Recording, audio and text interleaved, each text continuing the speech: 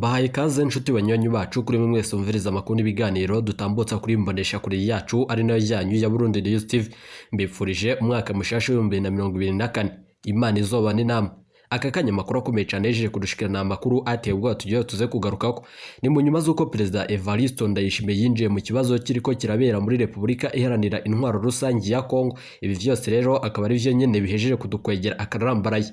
Moise Katumbi ahejeje guhanurira umukuru w'igihugu nyene cubahiro General Major Evariste Ndayishimiye mu nyuma z'uko amatangazo y'urutavanako ariko arakwiragizwa irya nino nga mu gihugu cacu Burundi no mu gihugu kibanyi c'u Rwanda. Amakuru dufise yo kwizegwa na amakuru turibuze kugaruka ko mu buryo bw'idonido kandi tugatanga umuco kuri ibi vyose biriko nanone birakwiragizwa ngaha mu gihugu c'u Burundi. Mbahaye ikaze.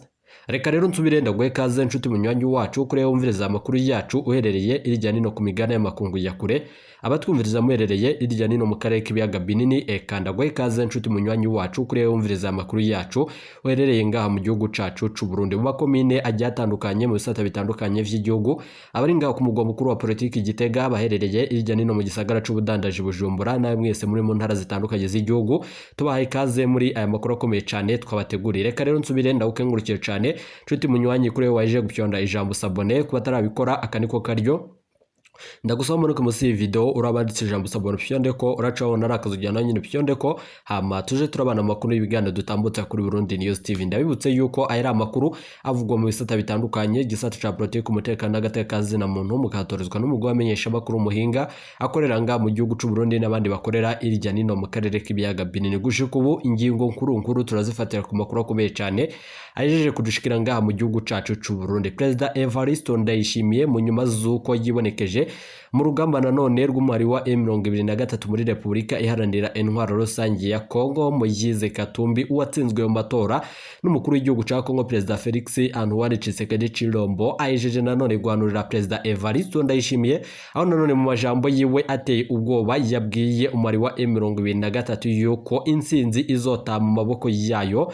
mu nyuma z'uko rero uzobanza kwikiza umwasi umwe rudende usigaranye ari we nyene igihugu c'u Burundi. Ubwo neno yoba rero yavuga Perezida Evariste Ndayishimiye mu ijwi ryumvikana kandi rikomeye cyane. Perezida Evariste Ndayishimiye rero akaba ariko arahigwa umwanya ku mwanya, rero arashobora guhagarikwa umutima bivanye n'amajambo akomeye cyane ya Moise Katumbi mu nyuma z'uko amakuru akomeye cyane yeje kudushikira ari amakuru ateye ubwoba ku itangazo rishikirijwe ngaha mu gihugu cacu c'u Burundi. Perezida Evariste Ndayishimiye ageza kumviriza ayo majambo akomeye cyane yoba agize ico ashikiriza muze kunyemera vyose rero tuze kwigaruka ko muri aya makuru akomeye cyane twabateguriye. Mu nyuma z'uko rero Perezida Evariste Ndayishimiye ariko aragirizwa gufasha umugwi w'inyeshambo wa FDLR ugwanya igihugu kibanye c'u Rwanda huko amasoko yacu avyemeza. Umwanya ku mwanya rero umutekano wa Perezida Evariste Ndayishimiye wongerejwe isaha nanone zibiri z'igitondo none hatangajwe kandi hatanguye kumvikana amakuru avuga yuko bamwe mu basoda baba bahawe nanone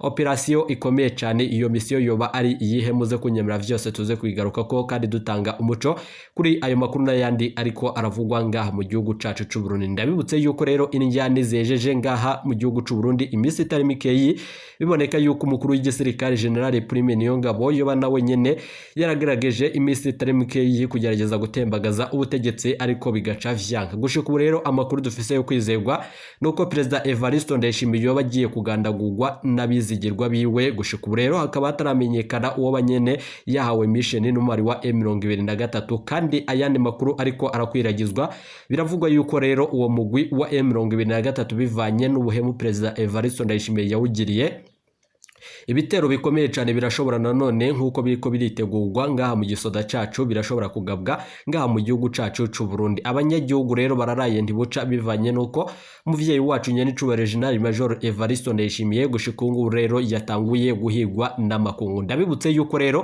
n'ibihugu bimwe vyo ku migane y'amakungu ya kure vyatanguye kwanga Perezida wacu nyene cubahiro Evariste Ndayishimiye bivanye nuko navyo nyene biriko biramuhiga kugira ngo bimwice bivanye n'ingingo ikomeye ikomeye cyane yaheruka gufata yo kwanga abahuza ibitsina babisangiye. Nanone rero Perezida Evariste Ndayishimiye iyo ngingo rero akaba yarayifashe ari ingingo yanezereje abatari bake, nubwo nanone iyo ngingo itera agashavu abatari bakenga mu gihugu cy'u Burundi abo nyene banezerewe no guhuza ibitsina babisangiye. Perezida Evariste Ndayishimiye rero arashobora kwangwa n'amakungu bivanye n'iyo ngingo ikomeye cyane yuko iva mu bihugu vyadukoroneje iminsi itari mikeyi kuko biboneka, ariko nanone tuze kubigaruka ko makuru akomeye cyane ayejeje kudushikira ngaha mu gihugu cacu cy'u Burundi. Ese woba uzi impamvu Perezida Evariste Ndayishimiye yahagaritse ingendo ziwe ku migabane y'amakungu ya kure? Amakuru yo kwizerwa dufise n'amakuru atebwa tujya tuze kugaruka dutanga umuco kuri ivyo byose biriko birakwiragizwa ngaha mu gihugu cacu Burundi n'ayandi ariko aravugwa irya nino mu karere k'ibiyaga binini. Ndababwira ukuri rero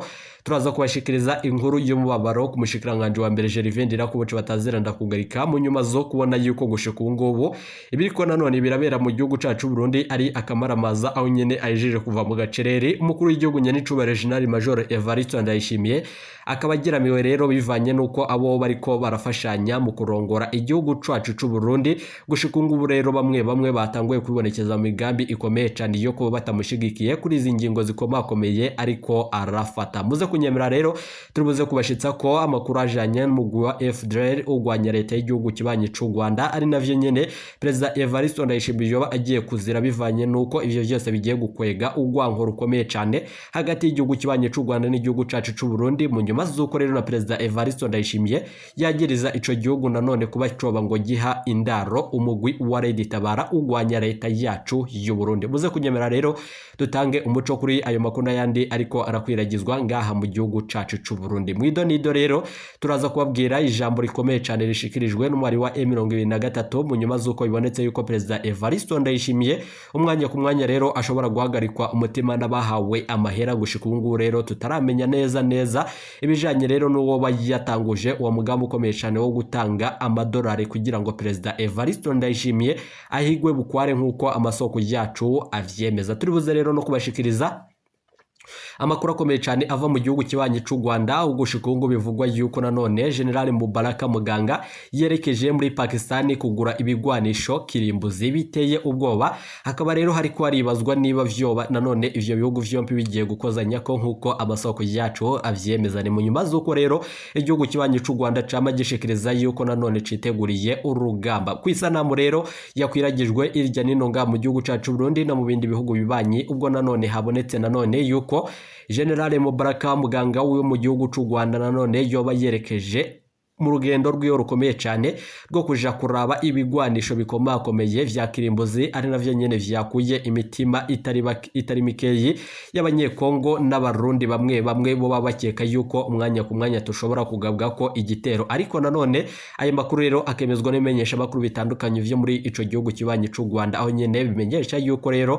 ari ikintu kidasanzwe coba kigiye kuba ngaha. Muze kunyemera rero dutange umuco kuri ayo makuru n'ayandi twabateguriye, bikaba mu nyuma z'uko rero turibuze no kugaruka ku makuru akomeye cyane avugwa nanone kuwitoza uwari mu kibanza c'abitoza na cyane mu batowe ku igenekerezo rya 20 Kigarama mwaka wa 2023, ubwo nanone ayari muri Repubulika Iharanira Intwaro Rusange ya Kongo. Gushika ubu rero Moise Katumbi yo bayijeje kuba perezida wenyene gushika ubu mu ntara ya Katanga nk'uko amasoko yacu avyemeza. Akaba rero yarazamuye idarapo nk'uko amasoko yacu avyemeza muri Repubulika Iharanira Intwaro Rusange ya Kongo. Turibuze kugaruka rero kubijanye n'umukuru w'igisirikare cacu General Prime Niyongabo mu nyuma z'uko nanone abona yuko ivyo nanone bo bari kwegera umuriro bivanye n'amakuru akomeye cyane ariko arakwiragizwa. Perezida Evariste Ndayishimiye ku munsi w'ejo ndabibutse yuko ari wonyene yafata ingingo ikomeye cyane yo gutuma ko umwe mu bahinga mu vyerekeranye n'intambara aturuka mu gihugu nanone muri Leta Zunze Ubumwe za Amerika nk'uko amasoko yacu avyemeza. Ubwo nyene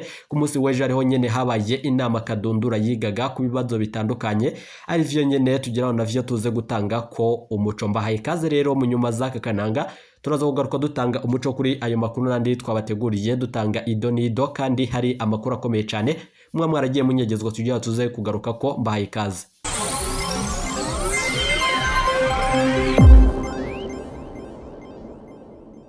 Reka rero nsubire ndagukengurukire cyane nshuti munywanyi kuri we wahije gupyonda ijambo sabone kuba tarabikora akaniko karyondo gusoma ko musi video urabanditse ijambo sabone upyonde ko uraca wabona arakazujyana nyine upyonde ko hamba tuje turabana mu makuru y'ibiganda dutambutse kuri Burundi News TV nizere ko umerewe neza aho uherereye hose woba ugwaye canke woba uri muzima gusa gushika ubu rero tubahaye kaze kandi tubipfurije ibihe vyiza Imana ibandanye ibana namwe kandi ibahe ivyo mukeneye vyose gushika ubu rero nkuko twebagiye mu fiyofunyo reka makuru yacu tuyatangurire ku makuru akomeye cyane avugwa nga mu gihugu cacu c'u Burundi. President Evariste Ndayishimiye yahanuriwe na Moise Katumbi ubwo nanone yabwira umwari wa M23 yuko kugira ngo ubandanye ufata ubutegetsi muri Republika iharanira intwaro rusange ya Kongo biboneka yuko atakindi gikwiye gukogwa usibye gukura ko umutera nkunga canke uwutererera leta ya Kongo ari nyene utererera canke umunywanyi akomeye cyane umwe rudende wa Felix Antoine Tshisekedi ari we nyene cubahiro General Major Evariste Ndayishimiye. Ivyo rero bikaba vyabaye nyuma yuko President Evariste Ndayishimiye yinjiye mu ntambara izomuhuza na President nanone w'igihugu ca Kongo n'abakuru b'ibihugu bitandukanye bivanye nuko gushika ubu rero biboneka yuko sivye yuko igihugu coco nyene dufise kimwe rudende ari igihugu ca Tanzania co bagishigikiye umugambi ukomeye cyane wacu turiko turibonekezamo muri Republika iharanira intwaro rusange ya Kongo ari navyo nyene bishobora kudukwegera akarambaraye. Amakuru akomeye cyane ajeje kudushikira yemeza yuko rero umwari wa M23 gushika ubu rero woba ugiye guca ushira mu ngiro ingingo ikomeye cyane bivanye nuko biriko biribazwa n'abatari bake mu nyuma zuko Moise Katumbi yo bagiye gutanga intererano ikomeye cyane yo bakurungika amahera murazi yuko nanone ari umuhegwe akomeye cyane kandi afise nanone itunga rikomeye cyane ashobora kugaba igitero gikomeye cyane bivanye nuko Moise Katumbi murazi yuko nanone ari umwe nanone mu bantu bakomeye cyane muri Republika iharanira intwaro rusange ya Kongo. Rero hakaba hatanguye kuvugwa yuko rero gushika ubu ngubu yo bagiye gutangura guterera umugwa M23 mu nyuma zuko bobo babona yuko President Felix Antoine Tshisekedi n'umunywanyi wiwe nyene cubahiro General Major Evariste Ndayishimiye gushika ubu ngubu rero bobo bari bonyene bariko baratuma umutekano muri Republika iharanira intwaro rusange ya Kongo tabandanya ugenda neza. Ukuri guhari nuko Moise Katumbi ashobora gufashanya na M23 mu nyuma zuko yavuze yuko atawundi mugambi ukomeye cyane canke atayindi nzira iboneka yo gukura ko intwaro ya Gotoro muri Republika iharanira intwaro rusange ya Kongo. Igikenewe rero vyo baro kubanza kwikiza umwasi wabo ari we nyene cubahiro General Major Evariste Ndayishimiye. Itangazo ry'urupfu rero ku mukuru w'igihugu cacu Burundi gusanda bibutse yuko rero haheze imisi itari mikeyi President Evariste Ndayishimiye abahanuzi biwe bamubujije kugira ingendo asubira kugirira mu makungu bivanye nuko ibibazo vy'umutekano wiwe bibandanya binonekana na cyane ko umutekano wiwe gushika ubu ngubu rero utizewe mu nyuma zuko President Evariste Ndayishimiye yiyamirije ibijanye n'abaryamana ibitsina babisangiye gushika ubu ngubu rero amakungu yoba yaragize agashavu na cyane leta zunze ubumwe za Amerika yuko umwanya ku mwanya President Evariste Ndayishimiye icoba n'igishikari vyose yuko ashobora guhaguruka mu ndege nanone bagaca bayikorora nkuko amasoko yacu avyemeza. President Evariste Ndayishimiye mu nyuma zuko rero n'igihugu ca Kenya kitashigikiye imigambi yiwe yose ikomeye cyane aho biboneka yuko co bagishigikiye nanone ibikorwa vya M23 mu nyuma zuko bibonetse yuko ihuriro Fleuve nanone Alliance Fleuve Congo nanone ryatunganirijwe muri ico gihugu nanone ca Kenya nkuko amasoko yacu avyemeza. Nta bindi vyemezo rero abanyagihugu bakeneye vyo kubona yuko igihugu ca Kenya co bacatanguye kugwanya nyene cubahiro General Major Evariste Ndayishimiye. Ariko nubwo biruko no muri Kenya injyane zatanguye mu nyuma zuko President William Ruto gushika ubu rero nawe nyene ageramiwe bivanye nuko abacamanza batanguye gusaba abanyagihugu kuja mu mabarabara kugira ngo nanone biyamireze President William Ruto w'igihugu ca Kenya. Gushika ubu rero uko President Evariste Ndayishimiye yaheruka kubishikiriza nanone iyo inzu y'umunywanyi wawe canke y'umubanyi wawe ihiye nawe iyawe ibigeramiwe bibaye mu nyuma zuko rero gushika ngo President William Ruto mu nyuma zuko arungikiye President Evariste Ndayishimiye ubutumwa busaba yuko yohagarika ibikorwa byo guterera Republika iharanira intwaro rusange ya Kongo bivanye nuko biboneka yuko rero koba ari ugufashanya nimwe migwi yitwaje ibigwanisho muri ico gihugu ca Kongo. Amakuru rero akomeye cyane turibuze kubashikiriza n'amakuru ateye ubwo tugiye kugaruka ko mu buryo bw'idonido. President Evariste Ndayishimiye mu nyuma zo guhagarika ingendo ziwe biraboneka yuko rero umutekano we uba ugiye gusubira kumererwa neza, ariko nanone amakungu akaba yarakaye cyane mu nyuma zuko President Evariste Ndayishimiye yiyumvira yuko rero abo nanone bofashwe baryamana basangiye ibitsina boshigwa mu kibuga nanone c'urukino canke ahandi hantu bagategwa amabuye nk'uko nyene icubahiro umuvyeyi wacu yabishikirije. Gusa rero ivyo vyose bikaba vyanezereje abatari bakeyi na cane yuko Perezida Evariste Ndayishimiye iyo ngingo afashe ari ingingo imeze neza nk'uko abanyagihugu batari bakeyi babimenyesha. Muze kunyemera rero dutange umuco kuri ivyo vyose, aho nanone hari amakuru ariko arakwiragizwa nga mu gihugu cacu Burundi mu nyuma z'uko Perezida Evariste Ndayishimiye yatanguye kugurura ayandi maradiyo akorera nga mu gihugu c'u Burundi.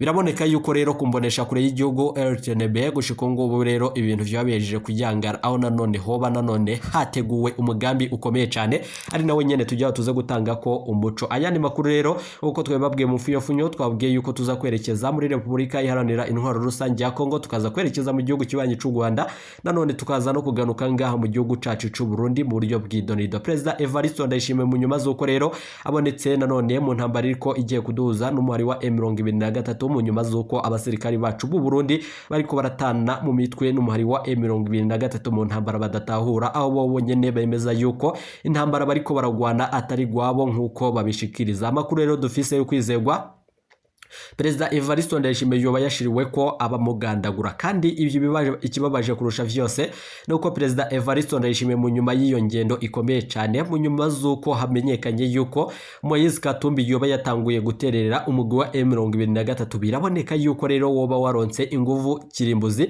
na cane zishobora kwangiriza canke gutuma inonekara ngaha mu gihugu cacu c'u Burundi. Perezida Evariste Ndayishimiye mu ijambo ryiwe rikomeye cyane agabisha kandi akaremesha abanyagihugu bivanye nuko rero amakuru ariko arakwiragizwa irya no ku mbuga hwaniro ari amakuru ateye ubwoba. Ivyo rero akaba yebivuze ubwo nanone yari ngaha mu gihugu cacu c'u Burundi, ubwo nanone yariko arashikiriza kandi ariko arugurura nanone icese kuri uyu wa gatanu imbonesha kure Buntu iri ku musozi nanone wabuye muri komine Mwumba mu ntara ya Ngozi. Umukuru w'igihugu rero akaba yakeje na cane indongozi za Fondation Buntu nanone kubona zishitse kuri iyo ntambwe, kuko nanone ari umushinge w'imboneza kazoza w'igihugu cifashe mu mwaka wa 2040 n'igihugu rero giteye imbere mu mwaka wa 2060, kuko ngo ibimenyesha amakuru rero n'ishure ryigisha abene igihugu ibijanye n'iterambere. Umukuru w'igihugu Evariste Ndayishimiye agasaba abamenyesha amakuru gutanga inkuru zitera intege abanyagihugu rero mu bikorwa vy'iterambere kandi berekane ivyiza vy'u Burundi kandi birinde gutanga inkuru zica ivuto. Perezida Evariste Ndayishimiye rero akaba yatanguye kugurura izindi mbonesha kure zitandukanye bivanye nuko gushika ubu rero biboneka yuko umwanya ku mwanya n'akaryo ko bagasigaye ari kamwe rudende. Amakuru yo kwizegwa ni ayahe? Munyemere rero twerekeze mu makuru ava mu gihugu kibanyi c'u Rwanda, aho nanone General Mubaraka Muganga wo mu gihugu kibanyi c'u Rwanda nanone yagiriye urugendo rukomeye cyane mu gihugu nanone muri Pakistan, nk'uko amasoko yacu avyemeza, nk'uko vyatanguye kwibonekeza ku masanamu atandukanye, aho General Mubaraka Muganga nanone yoba yagiye kugura ibigwanisho bikomeye cyane, aho nanone vyabonetse yuko vyatitije abatari bakeyi umutima rero wa Felix Tshisekedi wa Kongo woba uhejeje gukuka bivanye n'amajambo akomeye cyane yaheruka gushikiriza kuri ico gihugu kibanyi c'u Rwanda. Intambara rero y'akarere ka Afrika y'ubuseruko irashobora rero gukwega akarambaraye na cane yuko aba bakuru bariko baradukwegera akarambaraye, aho abanyagihugu rero dusaba yuko rero ivyo vyose na cane leta Gitega yova muri ivyo vyose biriko biraboneka, kuko mu nyuma z'uko yoba itariko irafashanya na Perezida Felix Antoine Tshisekedi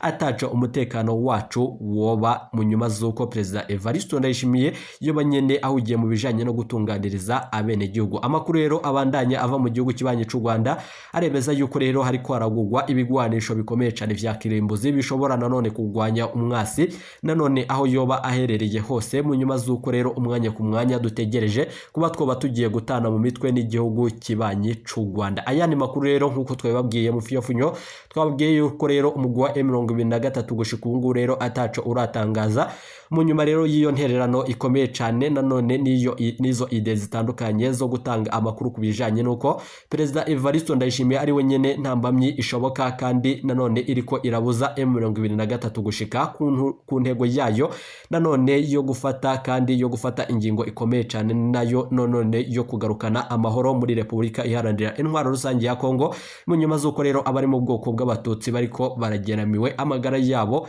bivanye rero niho nyabwoko rya President Felix Antoine Tshisekedi wa Kongo. Aya ni makuru rero twabwiye mu funyo reka twigarukira nga mu gihugu cacu Burundi aho bivugwa yuko nanone ibiro vy'umushikiranganje wa mbere Gervais Ndirakobuca bataziranda kugarika gushika ubu rero harimwo icuka cibi cyane aho umwanya ku mwanya hashobora kumvikana ikintu gikomeye cyane. President Evariste Ndayishimiye rero yagambaniwe n'inzego z'umutekano bo mwigendereza bakabahawe ubutumwa bukomeye cyane ku telefone ngendanwa, ariko nanone abamenyesha makuru bacu bakaba yiko baratugira amatoza kuvyerekeranye n'ivyo babiri muri ubwo butumwa bwakwiragijwe irya nino kubari nanone mubajejwe igendereza ngaha mu gihugu cacu c'u Burundi. Umushikiranganje wa mbere Gervais Ndirakobuca bataziranda kugarika mu minsi yaheze niho nyene yatswe kugandagurwa, ubwo nanone bikekwa yuko kandi bamwe mu baryango bavuga yuko yoba ari umugambi ukomeye cyane wonyene icubahiro Evariste Ndayishimiye. CNDD-FDD ihejeje nanone gusambuka bivanye nuko rero ibiriko birabanga mu gihugu cacu Burundi vyose bifatiye ku matati ari muri iyo mugambwe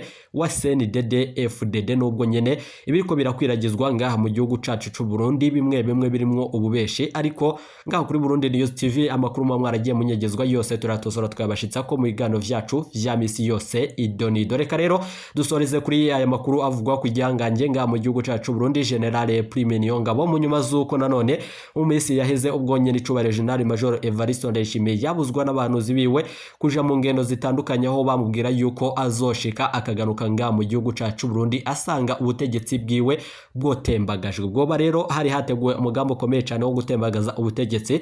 Uwo mugambi rero ukaba wari wateguwe na General Prime Niyongabo arongoye igisoda cacu c'u Burundi. General Prime Niyongabo murazi yuko rero yama yigumiye mu gacereri adashima kugira ivyo ashikiriza kubijanye rero niba biriko biraboneka ngaha mu gihugu cacu Burundi, aho nyene abategetsi batandukanye bo bama nyene bava mu gacereri bagashikiriza ivyiyumviro vyabo. Muze kunyemera rero dutange umuco kuri ayo makuru ariko arakwiragizwa nga mu gihugu cacu Burundi. Ntimuje kure ibiganiro vyacu nakagaruka turazogaruka dutanga umuco kuri ayo makuru ariko arakwiragizwa nga mu gihugu cacu Burundi. Iyi ni Burundi News TV, Imana ibone izobane namwe amakuru n'ibiganiro dutambutse kuri Burundi News TV kandi ibahe ivyo mwipfuza. Turaza kugaruka tubashitsa ko ayo nari twabateguriye. Ntimuje kure, iyi ni Burundi News TV.